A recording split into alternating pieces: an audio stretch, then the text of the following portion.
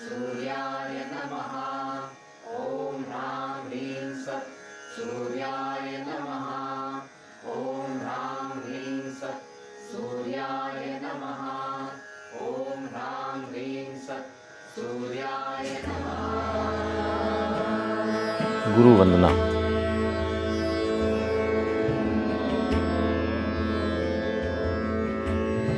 विदुषी शालमली ताई जयपुर अट्रौली घराने की बहुत विशिष्ट गायिका है। देश विदेश में इनकी प्रस्तुतियाँ होती रहती हैं। उनका एक स्वप्न था कि जो उनके गुरुजी हैं, महेशकर गुरुजी, पाई गुरुजी, बापूराव पटवर्धन जी, उनके लिए हम समर्पण में क्या करें।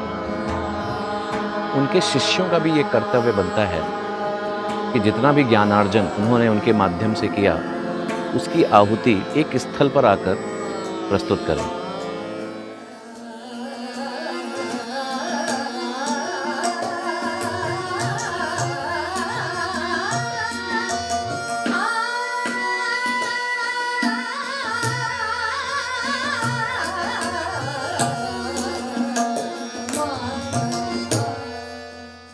गुरुवंदना ताईंनी ऍक्च्युली गुरुवंदना सुरू केली.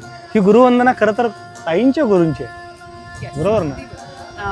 गुरु हे एक तत्व आहे आणि ते तत्व गुरु आणि शिष्य या दोन्ही संबंधानं इतकं विशाल आहे. ते संस्कार म्हणतात ना, जेव्हा अशा गुरूंच्या समोर आपण बसतो की जे मुळातच एक विशाल सागरासारखे आहेत, की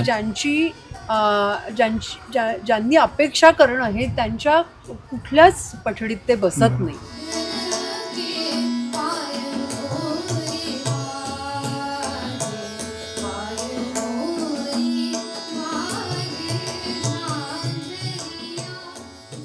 एखादी कला नॉलेज ज्ञान शिकताना ते अनुशासन हे तुमचं अनुसंधान कसं बनेल, तर त्या अनुशासनापासून अनुसंधानाचा जो प्रवास आहे मधला, तो ते फार निखळपणे आपल्या वागण्यातनंच ते प्रतीत करायचे. म्हणजे आपण म्हणतो ना की एखाद्याला कोणती गोष्ट शिकवावी लागते, ती फक्त काही पर्सेंटनी खरी आहे, पण तो मुळातच जीव जो जन्माला येतो तो काही गोष्टी आपल्याबरोबर घेऊन येतो आणि त्याची आठवण फक्त त्या वेळेला, तेही त्याचंच नियोजन असतं ईश्वराचं, की त्या वेळेला त्या गोष्टी त्याच्या त्या योगामध्ये येतात.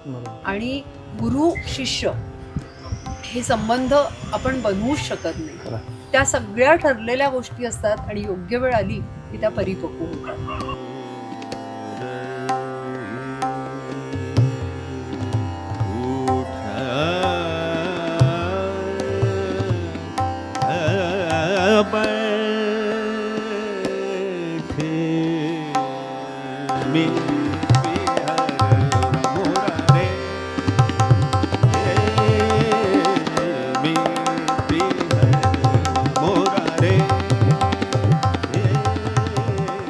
I'm a Hindustani vocalist, and this year Thai invited me as a special guest to perform.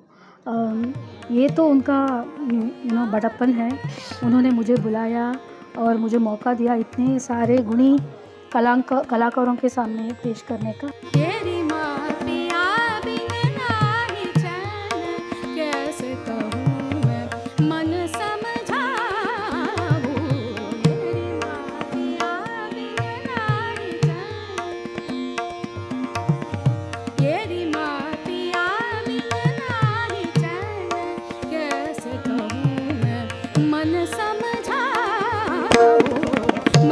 I've been learning Hindustani classical music ever since I was around 6 or 7 years old. I've been singing for a long time.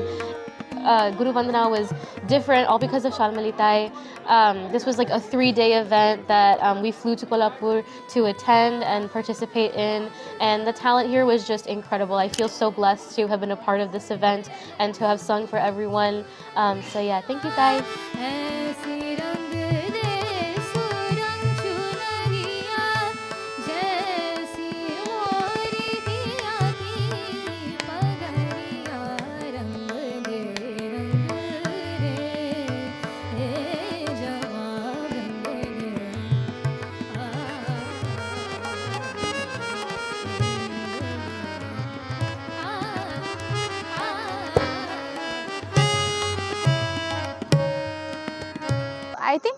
randomly found each other. Yeah. So we saw each other's videos and we loved them. And it's normally texted. Yes. So we used to text कि ये अच्छा है, अच्छा गाया है, and कभी तो एक बार हम बात कर रहे थे तो who is your guru? Shalmali Tayi. Who is your guru? Shalmali. Don't tell me that. ये conversation है between husband and wife. So she is complaining that she wants to go back to her home.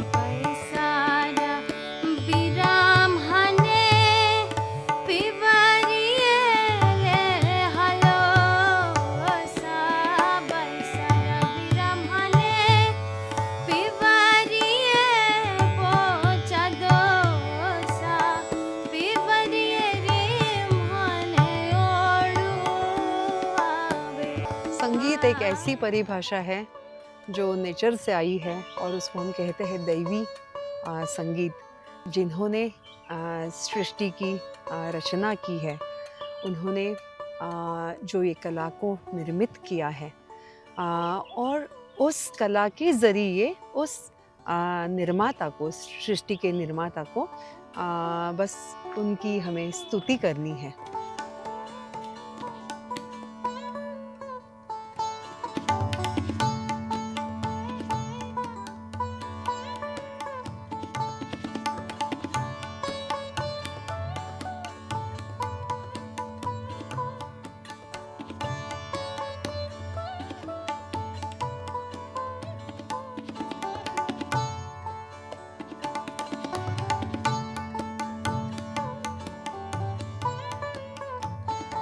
जो हम कर्म करते हैं तो उसका फल निश्चित रूप ही आपको मिलने वाला है, या आप कामना करें या ना करें फिर भी। तो संगीत के ज़रिए जब ये दैवी कला से हम आत्मा के साथ अगर जुड़ जाते हैं तो मुझे लगता है कि ईश्वर की सबसे अहम बात जो आशीर्वाद है, और वो आशीर्वाद से हमारे मानवीय जीवन की इतिपूर्ति या सार्थकता उसमें है।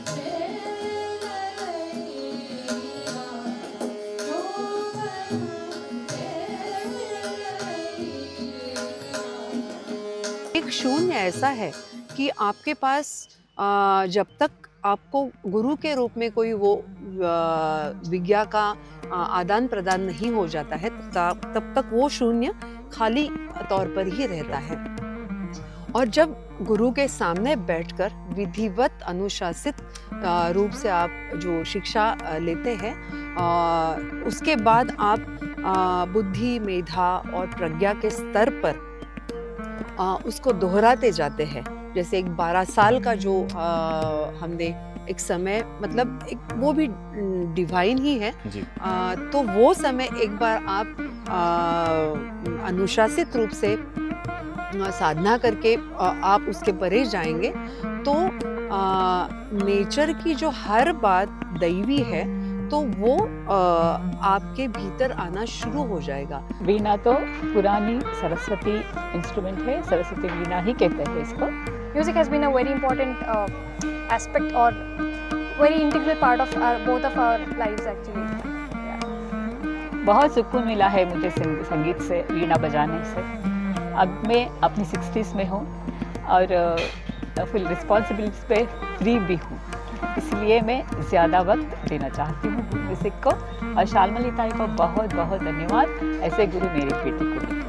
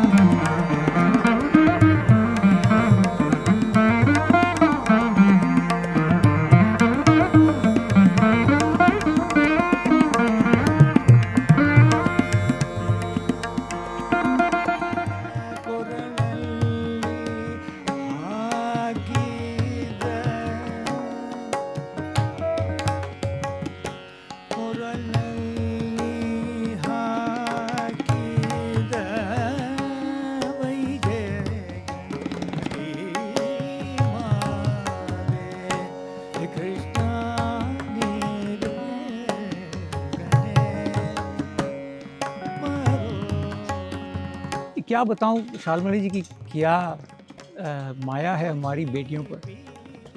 वो गाना तो सिखा रही हैं, पर लगता है कि इनके कोई दोस्ती चल रही है। ऐसा गुणवान गुरु मैंने कभी देखा नहीं है।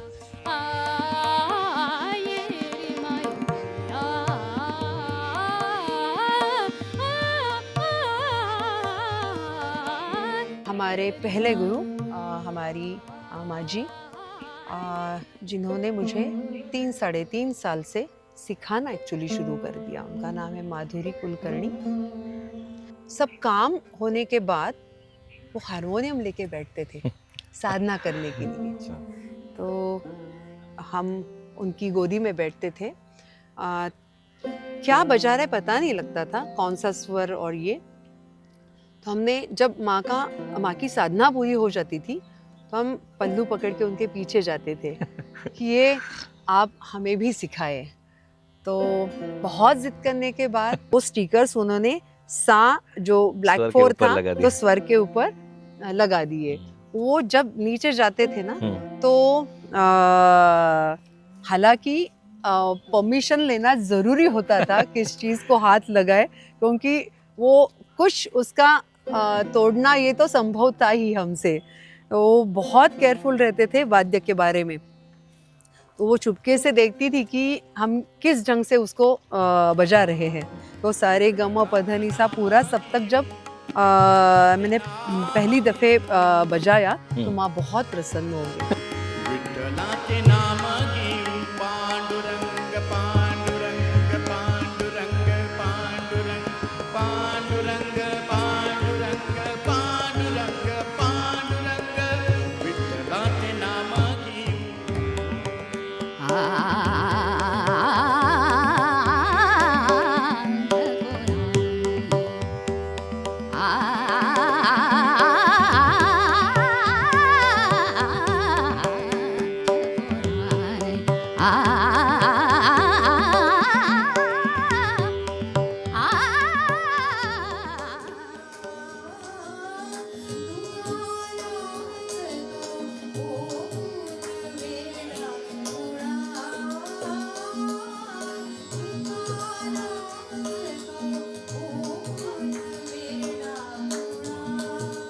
मेरे दूसरे गुरुजी पंडित चिंतू बुआ महिस्कर, वो सांगली से है। अच्छा।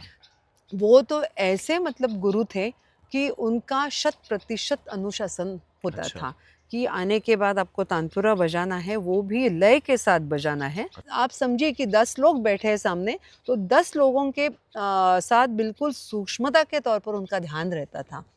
स्वाध्याय का होना बहुत आवश्यक है। उनके साथ हम 8 साल सीखे और उन्होंने खुद ने हमें कहा कि अभी मेरे पास का जो नॉलेज था मैंने आपको पूरा प्रदान किया है। आप कहीं आगे जिन गुरुओं के साथ सीखना चाहते हैं आप बिल्कुल आगे जा सकते हैं। जहाँ मेरी सहायता लगने वाली आप मुझे बिल्कुल बताएं, मैं आपके हमेशा साथ रहूँगा।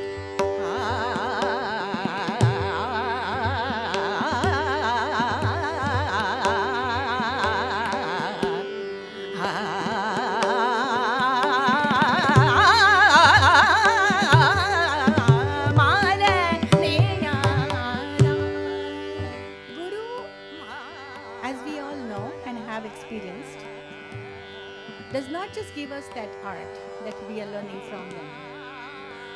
They change our life. Mumbai में पाई गुरु जी के पास सीखने का बहुत मन था, क्योंकि अनुशासन का एक परम रूप जो है वो थे। तब तक मुझे आकार की गायकी जो है जयपुर की खास बात है कि स्वर को हम जैसे डायरेक्ट लगाते हैं और स्वर और उनकी श्रुति नोट्स जो है उनके साथ स्वर को लगाना, ये मतलब जो उसको कर मतलब हमेशा कंटिन्यूटी के तौर पर उसको मेंटेन करना है। आपका आवाज़ कहीं भी टूटना नहीं चाहिए। जो आकार एक बार करेंगे तो किसी भी सप्तक में आप गाएंगे तो वो टूटना नहीं चाहिए। तो वो उन्होंने मुझे सिखाया। कंटिन्यूअसली उनके पास 13 साल सीखे। हालांकि 15 साल तक उनका सहवास हमें प्राप्त हुआ। गुरु ने दिला ज्ञान रूपी वसा, गुरुने दिला ज्ञानरूपी वसा, आम्ही चालवू हा पुढे वारसा. तुझी त्यात सेवा करावी अशी, तुझी त्यात सेवा घडावी अशी. अशा पुण्यवंता भल्या माणसा, आम्ही चालवू हा पुढे वारसा. गुरुने दिला ज्ञानरूपी वसा, आम्ही चालवू हा पुढे वारसा. लागो गुरुचरणा,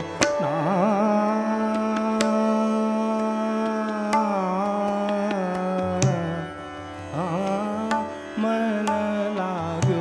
सप्त स्वरों का कोई घराना नहीं सिवाय दैवी. घराने इसके लिए है कि हर व्यक्ति अलग अलग है, लेकिन जो गुरु होते हैं वो बहुत ढंग से आपको सूक्ष्मता के तौर देखते हैं. जब ज्ञान करना चाहते हैं तब तो उस वक्त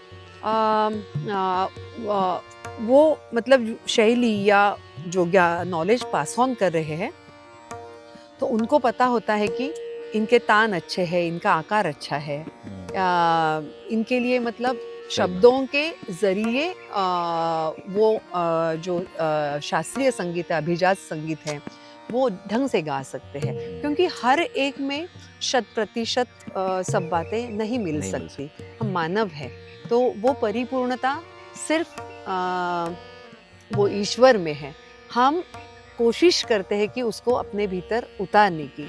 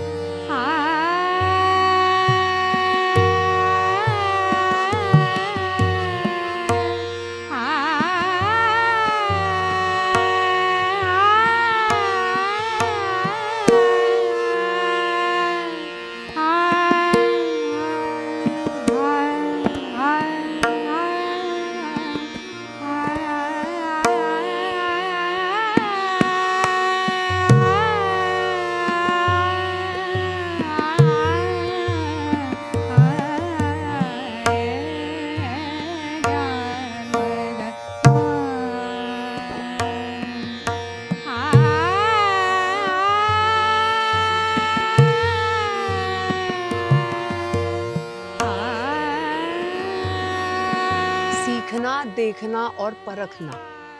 तो कुछ विद्यार्थी होते हैं कि सीखने से उनको आ जाता है, याद हो जाता है. कुछ विद्यार्थी ऐसे होते हैं जैसे उंगलियां है ना हमारी, वैसे सब विद्यार्थी दशा होती है. तो एक जैसे कोई होता नहीं है.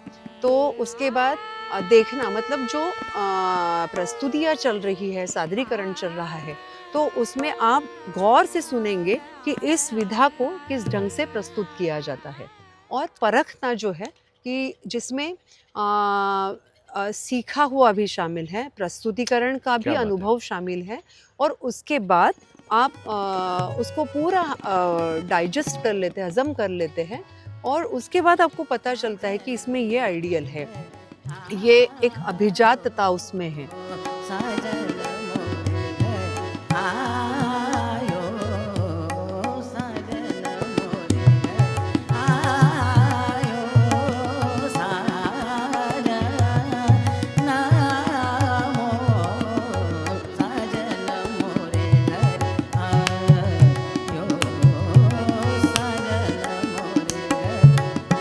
आपल्या या जागेमध्ये हे छान संस्कार होत आहेत शास्त्रीय संगीताचे, याचा खूप आनंद होतो. आणि क्रेडिट गोज टू शाल्मलीताई आणि सुनील काका, आणि त्याचबरोबरीने संदीप कुलकर्णी, कारण ज्यांनी हे फार्म हाऊस बांधलं आणि प्रत्येक सारखेच ते काही ना काहीतरी नवीन गोष्ट ॲड करतायत की जेणेकरून आमचा स्कोप वाढेल आणि आम्ही अनेक गोष्टी इथे केटर करू शकू. सो असं हे गुरुवंदनेचा प्रोग्राम आता सादर होत आहे आणि असाच वर्षानुवर्ष चालेल अशी माझी इच्छा आहे.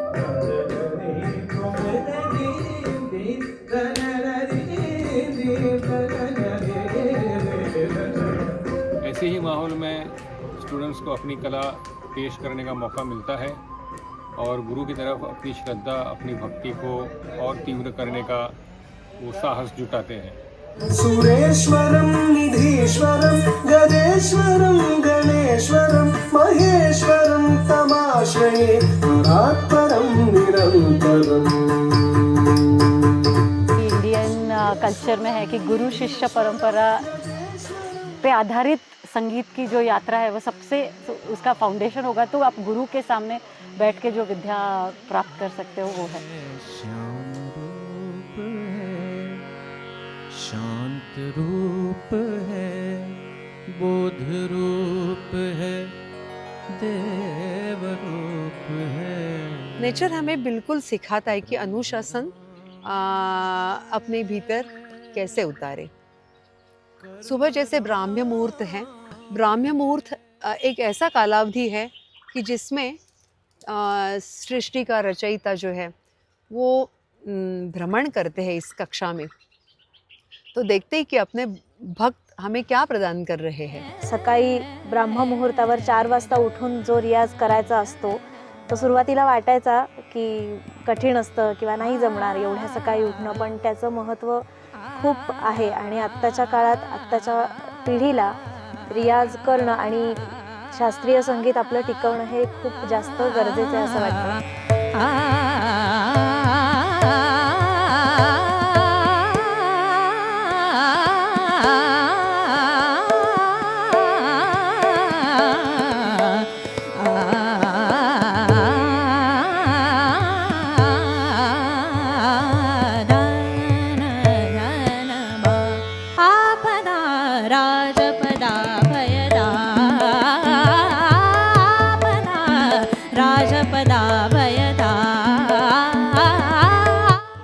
परिचय मेरे गुरु के नाम से ही कर रहे हैं। जो इनके गुरु जी हैं वो इनके पिताजी भी हैं और पंडित शेखर बोरकर जी से इन्होंने 7 साल की आयु से अध्ययन करना शुरू किया।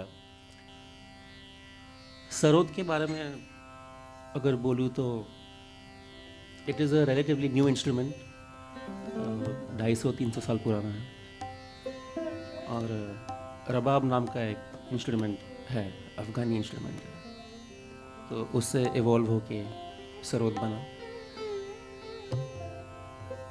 एंड इसमें खासियत यह है कि we play with our nails, tip of the nails.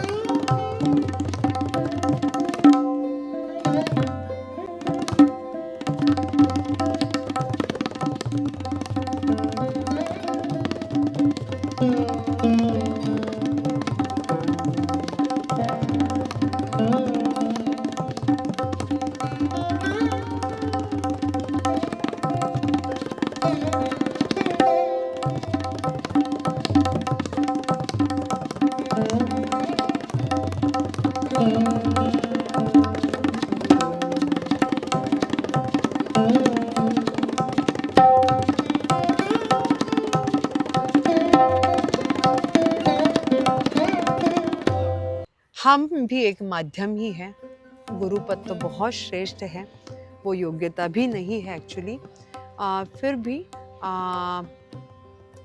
इस कला की परंपरा को अनवरत रखना, ये जिम्मेदारी और उत्तरदायित्व जो गुरुजनों ने हम पर सौंप दिया है, उसको दैवी उस शक्ति को याद रखकर बस वो ही प्रेरणा है हमारी कि हम अनवरत करते चले जाएं। I call this music home. It's home for me in so many ways because there's sort of a discipline, and that discipline doesn't feel alien because there is an ounce of freedom in that discipline, which has often intrigued me, and I think I work better with such music. I mean, I try to find ways that I can manage to cross over the edges and try to see where the music can take me.